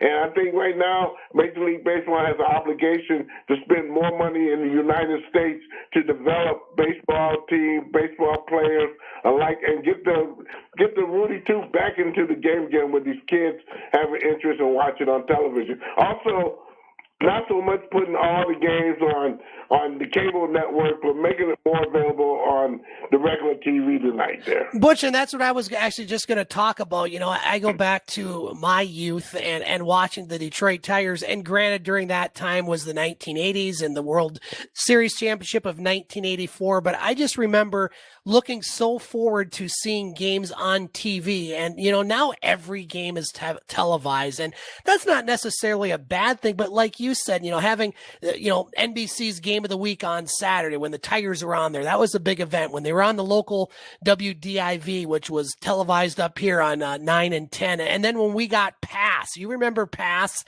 Pass was I know you did. That was the cable outlet. And I was like a kid in the candy store when they were on, and Jim Northrup and Larry Osterman and doing the games. And I'm not saying that all the games on TV is a bad thing, but you know, you look forward to that. It was a different time. You had contending teams, but you know, now every game in every sport is on TV. You can watch it on demand. That's not a bad thing, but I like your idea of, you know, having the games on ABC or CBS or NBC. It just kind of brings it back to an era that's kind of bygone now. Yeah, well, the marketing is bad too, okay? Let's look at double headers, okay? A natural double header that you would go to the ballpark and see. It may not be the best team in town, but you got to see two for the price of one back-to-back games. They don't have that anymore. I remember when the World Series, when I was coming up, okay, the teachers rode the TV right in the classroom. Yes. The World Series on the big stand. The majority of them played during the day, okay? Right. Where kids were able to sit and watch and take their minds off the schoolwork and watch the game, but that carried interest in the play. Now, all games are played at night. It's not the same. So that exposure of those kids getting any baseball in touch is not equal to what the NBA does. It's not equal to what the National Football League does. It's not equal to that at all. Okay, it's not even equal to the National Hockey League, where basically all their games are on cable. But again, NBC dedicates at least one or two games now, even more now, on their national network. Butch, we're going to take our final break here on the game. E.J. Russell either sold a Pinto or is over his hangover. He's going to join us for the final segment coming up on the Twin Sault's only local, regional, and national sports show, The Game, ESPN 1400. Everybody knows that H&R Block is the premier tax preparation group in the nation. But did you know that H&R Block offers year-round bookkeeping and business services that will help your small business cut costs, make profits, and streamline the business end of operations? From payroll and bookkeeping to expert tax prep and advice. See the friendly folks at H&R Block on I-75 Business Spur in the Michigan Soo. Call 635-5970. Put H&R Block to work on your small business. You'll be glad you did. H&R Block wishes the Hockey Lakers success.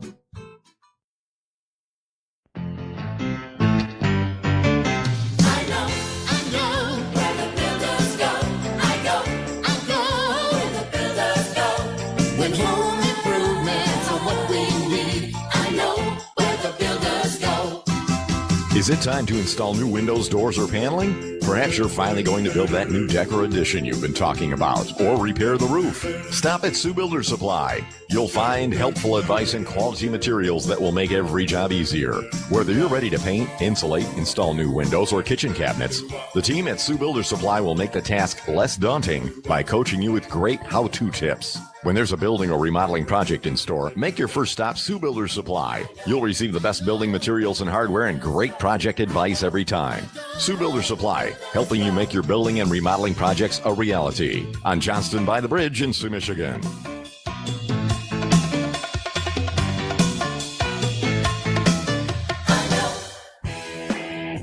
Let's get back to the Twin Sault's only local, regional, and national sports show. Let's get back to the game on ESPN 1400. 7:45 on the game, ESPN 1400. Scott Nason with you. Continue to be joined by Butch Davis from Butch on Sports. And joining us on the game for the roundtable, host of the Hot Seat from Escanaba, Michigan, which you can find on our website, thegamesportshow.com. E.J. Russell joining us. Better late than never. E.J., how you doing on this Monday night, sir? Yo, I'm here. Happy to join. Sorry I'm late, boys, but glad I could jump in here. Well, let's jump in right away, EJ, and I want to give you a crack at the NFL. Butch and I covered the Lions and all sorts of games in Week 13. I know you are pumped for your 9-3 Browns. First time over 500 for a season guaranteed since 2007. Thoughts on that game in the NFL before we get one more topic in? Well, I think what's nice for, us Browns fans is, last time we were this good was 2007. We went 10-6, and I think we actually ended up missing the playoffs that year because the Chargers ended up winning their division. I believe they were at 7-9, and we ended up getting bounced out. It was a tough year that year, so we just didn't make the playoffs.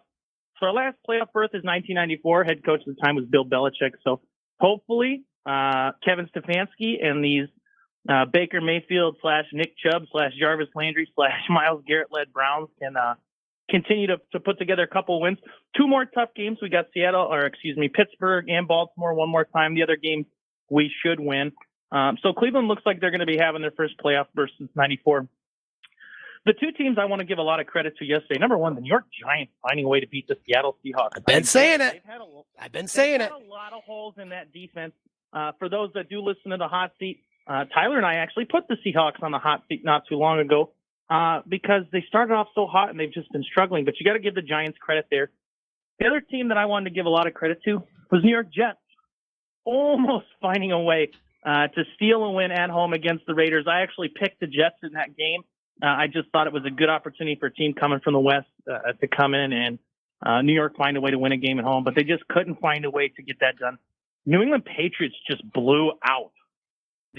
Absolutely blew out the LA Chargers. So my question for you guys is, the Giants beating the Seahawks, is that something that we can see moving forward into the next couple of seasons? I don't think they're going to finish this year out well.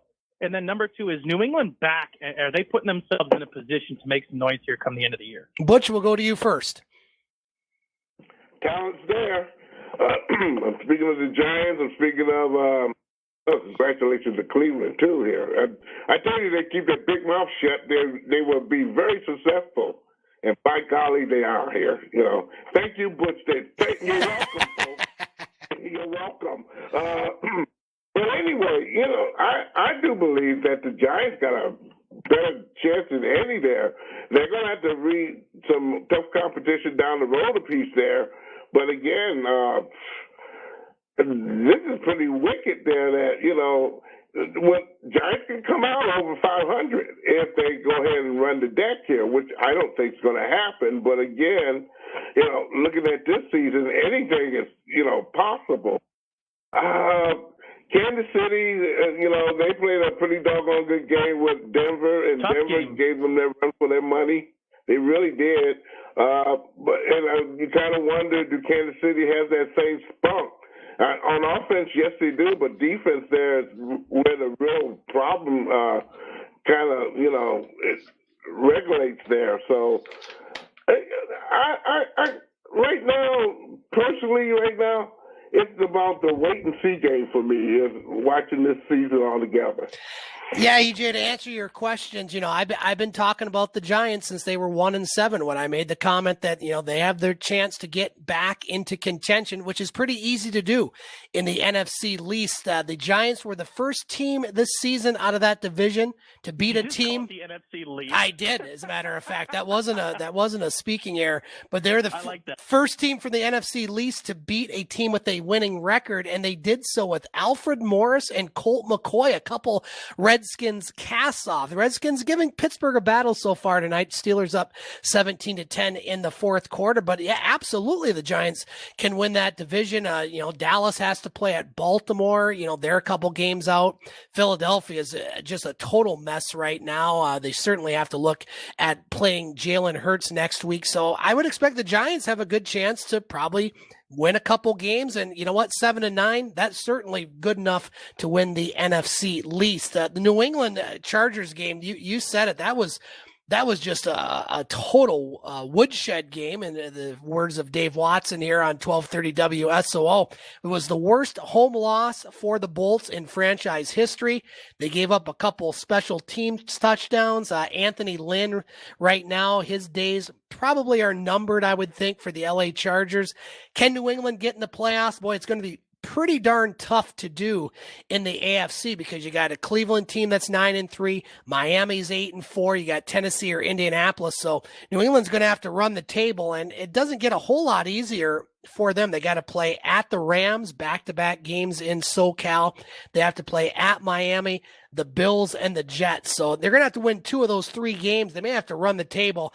I just don't think they have enough offensively. Cam Newton, what did he throw for about 60 yards yesterday, and they win 45-0. So certainly New England has the chips stacked against them, but they certainly have a chance to, well, who knows, maybe make the playoffs. Time for one more topic, gentlemen. Who wants to bring it up? The floor is open. Who has something here for about 5-6 minutes that we can talk about? All right, Butch? Butch? Why me? Here's a flipper for everybody that maybe you can ponder on. Today they said at auction here that Barack Obama, who, by the way, was a pretty good basketball player in this day in high school there. Matter of fact, his team won the state championship. Jersey was sold today for more than LeBron James. Whoa! And, EJ, I just want to know. Say that one more time? The Cleveland guy that you are there, Obama's high school jersey for basketball sold more than LeBron James did. Wow. $192,000, baby. What do you think, EJ?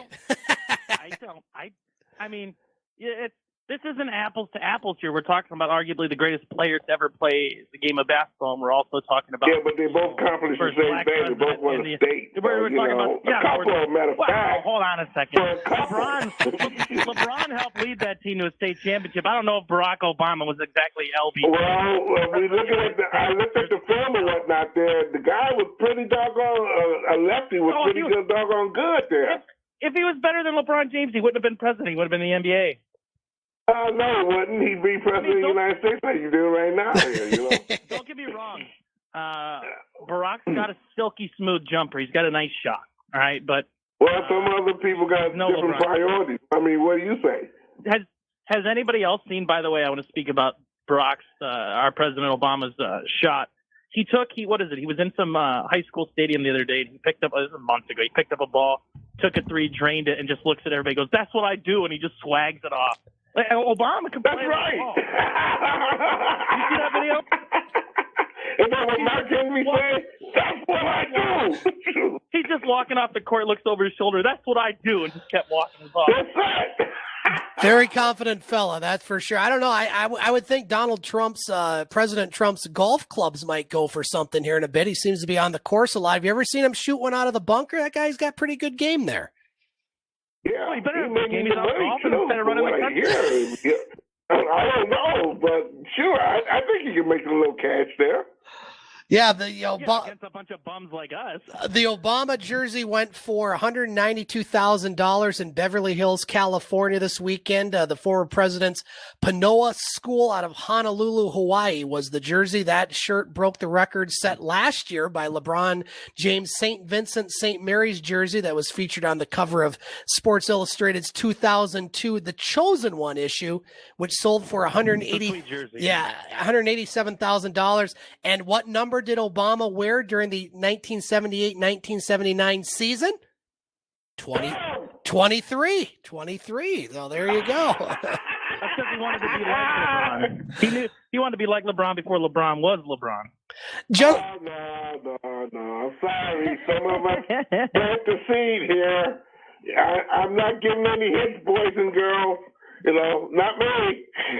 Monday Night Football update. Steelers up on Washington 17-10 in the fourth quarter. And later tonight, Buffalo and San Francisco. Real quick, guys, before we get to our thumbs up and thumbs down, I like San Francisco in an upset in this one in Arizona. I never thought I'd say that in my life. What do you guys think? EJ, you first. Bills. I like the way that Josh Allen's been playing football this year. He's done an absolutely phenomenal job of minimizing turnovers. What has he got? 22 touchdown passes, 8 interceptions, and I think he's got 6 rushing touchdowns. So when you're getting that kind of production out of your quarterback, it's real difficult to lose games. I'm going to take the Bills tonight. I'm going to take them probably by 10 or more. Butch, I want Robert Saleh as the next coach of the Detroit Lions, defensive coordinator for San Francisco. What do you think about tonight's game? Fritz, you ain't going to let him go. No. Hurt everybody's feelings here. But you know what? That would be a pretty doggone good wager there that he would understand the culture here. And I think that's what Eric Haase said when we interviewed him tonight. He knows the culture here. You know what people expect. And he plays that particular way. So it's no problem where he's going to get friends here. But I'm saying Frisco, man. They need to win like a hawk needs slop here, man. So in Buffalo's case, they ain't going to hurt too bad. But again, it would be nice to see a very close game. I would love to see Buffalo win, but just something in the back of my mind saying Frisco's going to pull it off. Gentlemen, let's get to our thumbs up and thumbs down for the week. I will start. Thumbs up to Floyd Mayweather Jr. He will be back in the golden ring, if you will, as he will take on YouTuber Logan Paul, who represented himself pretty well in that exhibition match last weekend. And thumbs down. Jake Paul. I'm sorry, Jake Paul. That was his brother, Jake Paul. No, Mayweather's going to fight Logan Paul, but Jake Paul's who beat Nate Robinson, brothers. I get my YouTube sensations mixed up here, EJ. One of the detriments of not being on social media. And thumbs down to guests that say they are going to appear on the show and don't. And that's not you, EJ. We'll just leave it at that. EJ, your thumbs up and thumbs down for the week. Well, I thought I was a co-host, so I wasn't taking that as a shot at me. But very good. I might take one shot at you. Thumbs up for the week. Baker Mayfield. Okay. I've been big on him this year, not turning over the football. There's only 2 times this year where a quarterback has thrown 4 touchdowns in a half this year. Baker Mayfield did it against Cincinnati on October 25th, and then he did it again this weekend against Tennessee. The other names on this list? No one. Okay. So thumbs up to Baker Mayfield. Did a great job passing football. 25 of 33, 334 yards, 4 touchdowns. All those touchdowns came in the first half. But thumbs up to Baker Mayfield for doing a great job finding a way to help your team beat what I think is a very, very good Tennessee Titans team. Thumbs down for the week in sports. I think my thumbs down for the week in sports has got to be COVID flexing. I understand that schedules need to be moved around and stuff, but specifically in the NFL, I wish they would give us a little bit more time, a little bit more information. It's been, and I know that I bring up fantasy from time to time, but it's been tough to be a fantasy owner this year. You know, I just found out today that Lamar's playing. I ended up playing Taysom Hill this week, and he ended up having a good game. But it's real tough this year to try to follow the NFL from a fantasy owner's perspective. So I'm just going to go thumbs down to schedule flexing. I just wish there was more information. Thumbs down to engineer Coral Howe, who you heard me scream. He scared the pants out of me just about a minute ago. Butch Davis got about a minute and a half left. Thumbs up and thumbs down for the week. Ain't gonna take long. Of course, I say that I hear that in church. Let's give a thumbs down to, I don't know, let's to Nagy, for the play that he ran against for the Chicago Bears. If any Bears fans are listening in, thumbs up to Mitch Trubisky here, that he has a great opportunity to be a Lion backup next year, because I'm quite sure they're going to do everything in their power to get rid of him. Gentlemen, we got about a minute left. A brand new edition of The Hot Seat online and Butch on Sports coming up this week. You can find both of those at our website, thegamesportshow.com and thegamesportshow.podbean.com. Butch Davis, E.J. Russell, co-hosts of the game. Thanks for coming on tonight, and we'll talk to you gentlemen next week. Okay. Thanks for letting me jump in. That's all right. We appreciate it, EJ and Butch. We appreciate our guest, Eric Haase, the catcher, one of the catchers for the Detroit Tigers, and each and every one of you. Yeah, it was. It was a lot of fun. And you can hear that interview and the full 2-hour show in about 30 minutes on the website, thegamesportshow.podbean.com. For Butch Davis and EJ Russell, my name is Scott Nason. We'll talk to you next Monday night for our next edition of the game here on ESPN 1400. Thanks for listening to The Game here on ESPN 1400 WKNW, Sault Ste. Marie's sports leader. Check us out next Monday at 6 for the Twin Sault's only local, regional, and national sports show. You can hear the podcast of the show and other broadcasts at thegamesportshow.com.